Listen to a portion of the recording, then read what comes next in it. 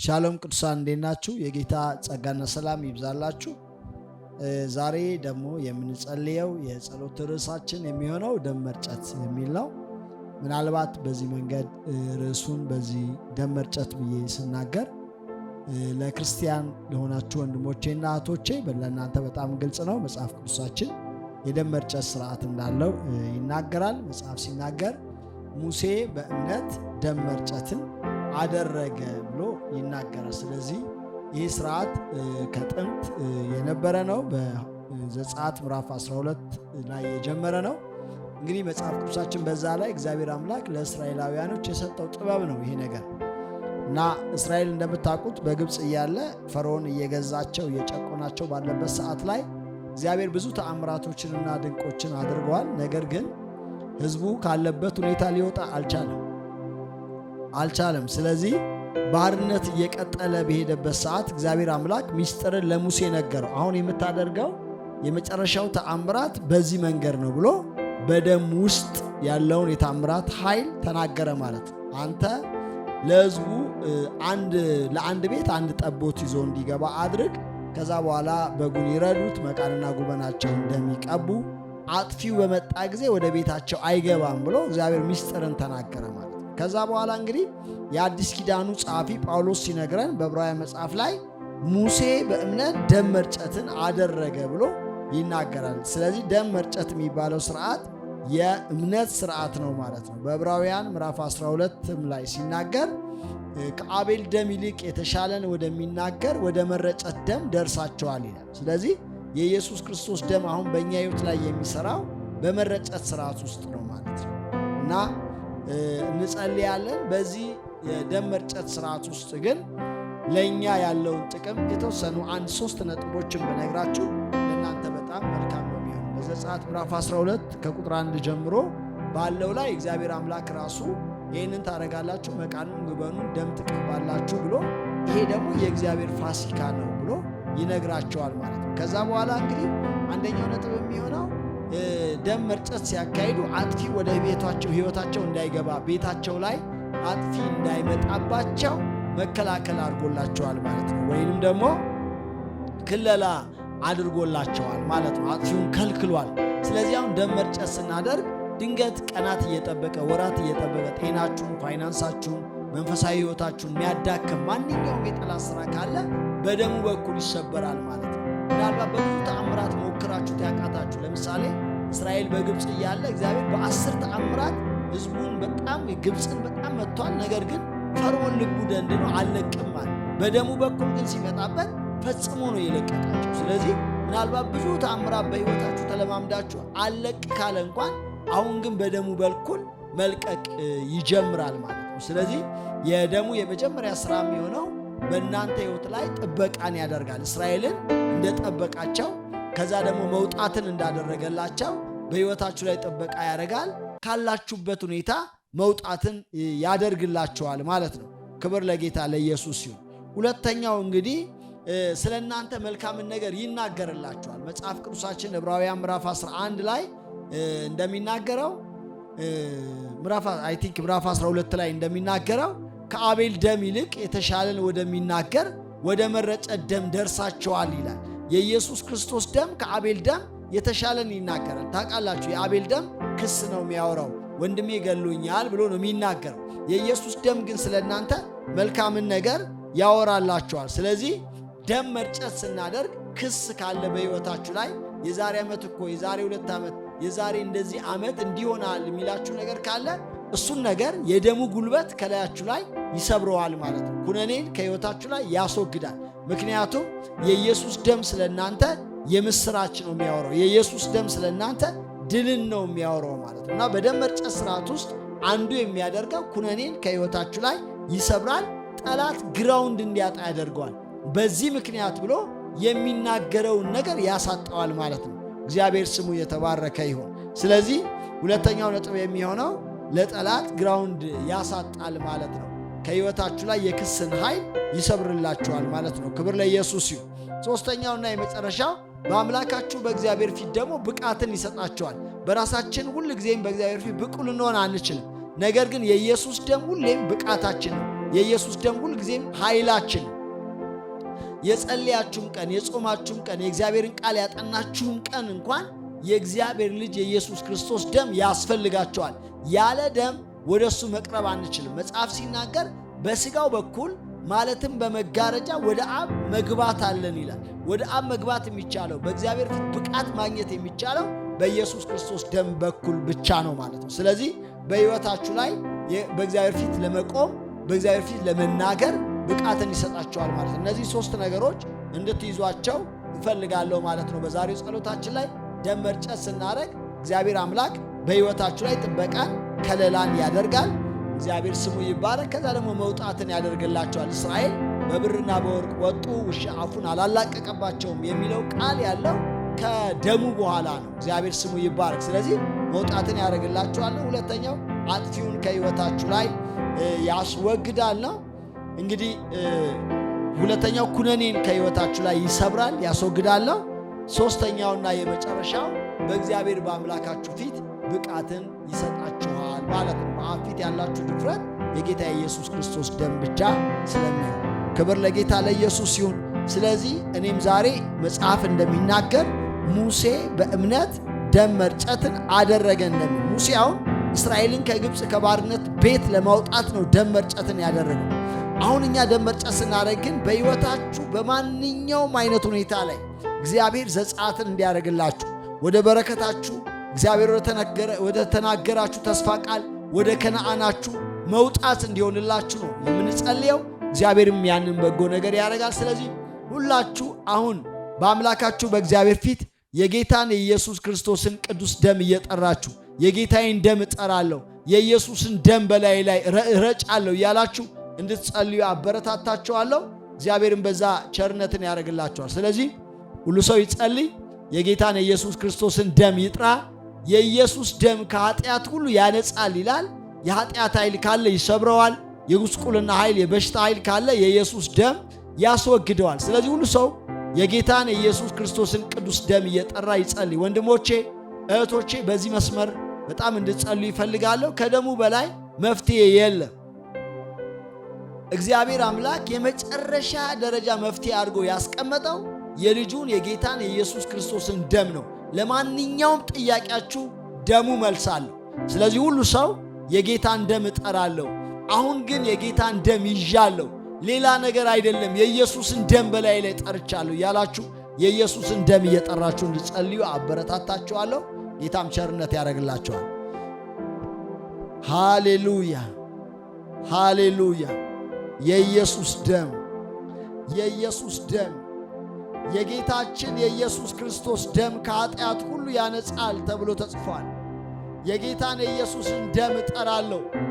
እንግዲህ በመረቀልን በሕያውና በአዲስ መንገድ በኢየሱስ ደም ማለትም በመጋረጃ ወደ አብ መግባት አለን ተብሎ ተጽፏልና ዛሬ ጸልያለሁ። በተመረቀላችሁ በአዲስ መንገድ ለመሄድ የጌታ የኢየሱስ ክርስቶስ ደም ብቃታችሁ ነውና በጌታ በኢየሱስ ስም አሮጌው ነገር ሁሉ ከሕይወታችሁ ላይ እንዲሻል እግዚአብሔር እነሆ አዲስን ነገር አደርጋለሁ እሱም አሁን ይበቅላል እንዳለ በጌታ በኢየሱስ ስም የሚበቅል አዲስ ነገር እንዲሆን ከሕይወታችሁ ላይ አሮጌ ነገር እንዲወገድ በጌታ በኢየሱስ ስም በሽታ፣ ጉስቁልና፣ አለመከናወን፣ መንፈሳዊ ንቃት አለማግኘት በኢየሱስ ስም እንዲወገድ ጸልያለሁ። በጌታ በኢየሱስ ደም ተረጩ። በኢየሱስ ደም ሥጋችሁ በኢየሱስ ደም እንዲረጭ፣ ነፍሳችሁ በጌታ በኢየሱስ ደም እንዲረጭ በናዝሬቱ ጌታ በኢየሱስ ስም ረጫለሁ። በኢየሱስ ደም ጸልያለሁ። በኢየሱስ ደም ረጫለሁ። በኢየሱስ ደም ረጫለሁ። በጌታ በኢየሱስ ደም ሥጋችሁን ረጫለሁ። በጌታ በኢየሱስ ደም ነፍሳችሁን ረጫለሁ። በጌታ በኢየሱስ ደም የእጃችሁን ሥራ ረጫለሁ። በጌታ በኢየሱስ ደም ሕይወታችሁን ረጫለሁ። በጌታ በኢየሱስ ደም ትዳራችሁን ረጫለሁ። በኢየሱስ ደም ጤናችሁን ረጫለሁ። እርጩ። የጌታን ደም እየጠራችሁ የኢየሱስ ደም በሉ። የኢየሱስ ደም በሉ። የጌታ የኢየሱስ ክርስቶስ ደም ብቃታችሁ ነው። የጌታ የኢየሱስ ክርስቶስ ደም ኃይላችሁ ነው። የጌታን ደም ይዣለሁ በሉ። የሚከሳችሁ ካለ በራሴ አይደለም፣ ዛሬ በኢየሱስ ደም ነው የምመጣብ በሉት። የጌታን ደም በላይ ላይ ጠርቻለሁ በሉ። የጌታ የኢየሱስ ደም ደሙ ከሕይወቱ የተነሳ ያስተሰርያል ተብሎ ተጽፏልና የኢየሱስ ደም ከሕይወቱ የተነሳ ነፃነታችሁን ያውጃል፣ ኃይላችሁን ያውጃል፣ ክብራችሁን ያውጃል፣ ሞገሳችሁን ያውጃልና በኢየሱስ ደም አሁን እንድትረጩ ጸልያለሁ። ተረጩ በጌታ በኢየሱስ ደም። በናዝሬቱ ጌታ በኢየሱስ ክርስቶስ ዘላለማዊ ደም፣ በጌታ በኢየሱስ ክርስቶስ ደም ብቃትን በምታገኙበት፣ ነፃነትን በምታገኙበት፣ ፈውስን በምታገኙበት፣ በረከትን በምታገኙበት በልጁ በጌታ በኢየሱስ ክርስቶስ ቅዱስ ደም ሕይወታችሁን ረጫለሁ። ሙሴ በእምነት ደም መርጨትን እንዳረገ እንዲሁ በጌታ በኢየሱስ ስም ቤታችሁን በኢየሱስ ደም ረጫለሁ። ጤናችሁን በኢየሱስ ደም ረጫለሁ። ልጆቻችሁን በኢየሱስ ደም ረጫለሁ። አጥፊው እንዳይገባ መቃንና ጉበናቸውን ደም እንደቀቡ እንደ እስራኤል ልጆች በጌታ በኢየሱስ ደም የሕይወታችሁን መቃንና ጉበን የሕይወታችሁን መስመር ሁሉ በጌታ በኢየሱስ ደም ረጫለሁ። መረጨት ይሁንላችሁ፣ መረጨት ይሁንላችሁ፣ መረጨት ይሁንላችሁ። ከአቤል ደም ይልቅ የተሻለም በሚናገር በኢየሱስ ደም ተረጩ፣ በኢየሱስ ደም ተረጩ፣ በኢየሱስ ደም ተረጩ። ለሞገስ ተረጩ፣ ለቅባት ተረጩ፣ ለኃይል በኢየሱስ ደም ተረጩ። በጌታ በኢየሱስ ደም ለክብር እንድትረጩ ጸልያለሁ። የጌታን ደም እንድትረጩ ጸልያለሁ። ራይባካማማሽያ ራባሃዲ ካባራቦስ ቤቤቤቤቤያ አልኬዳላሺካ ያሳ ጸልዩ ወንድሞቼና እህቶቼ። የጌታን ደም እጠራለሁ በላይ ላይ ለሚያስፈልገኝ ነገር ሁሉ የኢየሱስን ደም በላይ ላይ እጠራለሁኝ በሉ። የጌታ ደም በላያችሁ ላይ ከመጣ በሕይወታችሁ በእርግጠኛነት ተአምራት ይሆናል። እስራኤል ለ400 ዓመት የተገዛለትን ባርነት በበጎችና በጠቦቶች ደም ነፃ ከወጣ ይልቁንም ደግሞ ከበጎችና ከጠቦቶች ደም የተሻለ ተብሎ የተነገረለት የኢየሱስ ክርስቶስ ደም ደግሞ በኢየሱስ ነፃ ያወጣቸዋልና ዛሬ በኢየሱስ ደም ተረጩ። በጌታ በኢየሱስ ደም ተረጩ። በጌታ በኢየሱስ ደም ተረጩ። በጌታ በኢየሱስ ደም ነፃ ሁኑ። በጌታ በኢየሱስ ደም የሕይወታችሁ ዕጣ ፈንታ ይለቀቅ። በጌታ በኢየሱስ ደም መንገዳችሁ ይከፈት። በጌታ በኢየሱስ ደም ቀናችሁ ብሩህ ይሁን። በጌታ በኢየሱስ ደም ሃሌዳዶሺያ መለቀቅ ይሁንላችሁ። በሕይወታችሁ ላይ ማንኛውም እስራት ካለ እግዚአብሔር አምላክ ከዘመናችሁ ላይ እንዲሰብር፣ ከሕይወታችሁ ላይ እንዲሰብር በጌታችን በኢየሱስ ስም እጸልያለሁ። ተረጩ። በጌታ በኢየሱስ ደም መለቀቅ ይሁንላችሁ። ወንድሞቼና እህቶቼ መንፈሳችሁን ከፍታችሁ ከጌታ ጋር ተገናኙ። የጌታን የኢየሱስ ክርስቶስን ክቡር ደም ጥሩ። እግዚአብሔር አምላክ ቸርነትን ያደርግላችኋል። ሌባራባባባሺያ ኢላካታ ቦራባካባሲምባራ ሌራባሺ ካናናናናያ እግዚአብሔር የአባቶቼ አምላክ ስምህን ጠርቼ ስጸልይ በጎነትህ የሚገለጥ ራባካታማሺያ የእግዚአብሔርን ቃል አንድ ስፍራ አነብላችሁና እንጸልያለን። በጣም በንቃት እንድትጸልዩ አበረታታችኋለሁ። ይሄ የኢየሱስ ክርስቶስ ደም እስራትን ይፈታል። መጽሐፍ ቅዱሳችን በዘካርያስ ምዕራፍ 9 ቁጥር 11 ላይ ሲናገር ለእስራኤል እንደዚህ ይላታል። እግዚአብሔር አምላክ ለእስራኤል እንደምታውቁት የኪዳን ደም ሰጥቷቸዋል። የሕጉ ቃል ከተነበበ በኋላ ሙሴ ደግሞ በቆሬ አድርጎ የበግ ደም ይዞ ቀርቦ ይሄ እግዚአብሔር አምላክ ለእናንተ የሰጣችሁ የኪዳን ደም ነው ብሎ በሕዝቡና በመጽሐፉ ላይ ረጨው ይላል። ይህንን የኪዳን ደም እግዚአብሔር አምላክ ከብዙ ሺህ ዓመታት በኋላ በዘካርያስ በኩል ሲናገረው በነቢዩ በኩል ሲናገር እንመለከታለን። ዘካርያስ ምዕራፍ 9 ቁጥር 11 ላይ እንደዚህ ይላል፣ ላንቺም ደግሞ ስለ ቃል ኪዳንሽ ደም እስሮችሽን ውሃ ከሌለበት ጉድጓድ ውስጥ እፈታለሁኝ አላቸው። እግዚአብሔር ስሙ ይባረክ። አሁን በደንብ አድርጋችሁ እንድታስተውሉ ፈልጋለሁ። ቃሉ ላንቺም ደግሞ አለና እግዚአብሔር ስለ ኪዳንሽ ደም አለ። የበጉን ደም ነው፣ የጠቦትን ደም ነው እግዚአብሔር እየተናገረ ያለው። ላንቺም ደግሞ ስለ ኪዳኑ ደም እስሮችሽን ውሃ ከሌለው ጉድጓድ ውስጥ እፈታለሁ። እስራኤል ምናልባት የታሰረችበት የተያዘችበት ምን ያህል ጥልቀት እንዳለው ላታቅ ትችላለች። እግዚአብሔር ግን ከዛ ጉድጓድ ውስጥ የማወጣበት ሚስጥሩ ደሙ ነው ብሎ ስለ ኪዳኑ ደም ስል እፈታሻለሁ ይላታል። ይልቁንም እናንተ ደግሞ የበግ ደም አይደለም የኢየሱስ ደም ፈሶላቸዋል። ስለዚህ የታሰራችሁበት የተያዛችሁበት ነገር ካለ ስለ ኪዳኑ ደም ራባካና ማንቶ ሬቤዴሌ ቦራ ላባጋዳ ባሽያ ስለ ኪዳኑ ደም እስራት ከሕይወታችሁ ላይ እንዲፈታ፣ ስለ ኪዳኑ ደም ፈውሳችሁ ፈጥኖ እንዲበቅል፣ ስለ ኪዳኑ ደም የእግዚአብሔር መለኮታዊ እርዳታ እንዲሆንላችሁ፣ ስለ ኪዳኑ ደም ካላችሁበት ሁኔታ ዘጻት እንዲሆንላችሁ፣ መውጣት እንዲሆንላችሁ፣ ማለፍ መሻገር እንዲሆንላችሁ በጌታ በኢየሱስ ስም እጸልያለሁ። የጌታን የኢየሱስ ክርስቶስን ደም በእያንዳንዱ ነገራችሁ ላይ ጠርቻለሁ። ከዚህ ሰዓት ጀምሮ በእግዚአብሔር ዓለም የታወጀላችሁን ነፃነት በጌታ በኢየሱስ ስም እንድትቀበሉ ጸልያለሁ። ተቀበሉ፣ በጌታ በኢየሱስ ስም ተቀበሉ። ዘላለማዊ ሆነው የኢየሱስ ክርስቶስ ክቡር ደም በሕይወታችሁ ላይ ተረጭቷልና፣ በደም ውስጥ ያለ ሕይወት ታሪካችሁን ቀይሯልና፣ በእግዚአብሔር ዓለም የተያዘላችሁን በጎ ነገር ሁሉ በኢየሱስ ስም መቀበል ይሁንላችሁ። በደሙ በኩል ተቀብያለሁ በሉ። በጌታ በኢየሱስ ስም በደሙ በኩል ተቀብያለሁ። አውጁ እንደዚህ እያላችሁ፣ በደሙ በኩል ተቀብያለሁ። በእኔ አይደለም፣ በእኔ ጥረት አይደለም። ኢየሱስ ባፈሰሰልኝ ደም በኩል በረከቴን ተቀብያለሁ፣ ፈውሴን ተቀብያለሁ፣ መድኃኒቴን ተቀብያለሁ። በኢየሱስ ደም በኩል እያላችሁ ጸልዩ። በጌታ በኢየሱስ ስም ከዚህ ሰዓት ጀምሮ ደሙ ስለ እናንተ የምሥራችን ተናግሯልና ኃይልና ታላቅነት ክብርና ሞገስ ሕይወታችሁን እንዲገናኘው በጌታችን በኢየሱስ ስም በሕይወታችሁ ላይ አውጃለሁ። በደሙ ኃይል ነፃነታችሁን አውጃለሁ። በደሙ ኃይል ክብራችሁን አውጃለሁ። በደሙ ኃይል ሞገሳችሁን አውጃለሁ። በደሙ ኃይል በሕይወታችሁ ላይ መለቀቅን አውጃለሁ። ለእስራኤል እንደተናገረ ለአንቺም ደግሞ ስለ ኪዳኑ ደም እስሮችሽን ውሃ ከሌለው ጉድጓድ እፈታለሁ እንዳለ ለአንቺም ደግሞ እህቴ እግዚአብሔር በክርስቶስ ደም በኩል ሕይወትሽን ፈቶታል። ለአንተም ደግሞ ወንድሜ ለእስራኤል ለአንቺም ደግሞ እንዳላት ለአንተም ደግሞ ወንድሜ እስሮችህን እግዚአብሔር አምላክ በክርስቶስ ደም በኩል ውሃ ከሌለው ጉድጓድ ፈቷል። እርጥበት ከሌለው ከደረቅ ቦታ አውጥቷል። በጌታ በኢየሱስ ደም ተረጭታችኋል። ራማሃዲ ላባሴና ዋልካሊያ ዋልከሺማታካ እግዚአብሔር አባት በልጅ በጌታችን በኢየሱስ ክርስቶስ ደም በኩል ስለሰጠህን ነፃነት እናመሰግናለን። ለእህቶቼ ለወንድሞቼ ሁሉ እግዚአብሔር ስላወጅከው እግዚአብሔር አምላክ የኪዳን ደም ስለሰጠህን እናመሰግንሃለን። ሃሌሉያ! ክብር ለጌታችን ለኢየሱስ ይሁን። ወንድሞቼና እህቶቼ እግዚአብሔር ስሙ ይባረክ። በጣም በዚህ ምድር ላይ የምንመካበት ነገር ቢኖር የጌታችን የኢየሱስ ክርስቶስ ክቡር ደም ነው።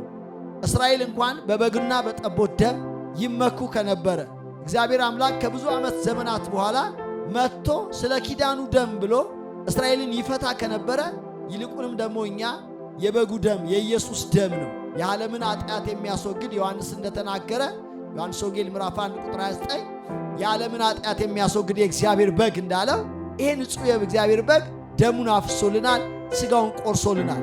በሱ በኩል ነፃ አለመውጣት አይቻልም።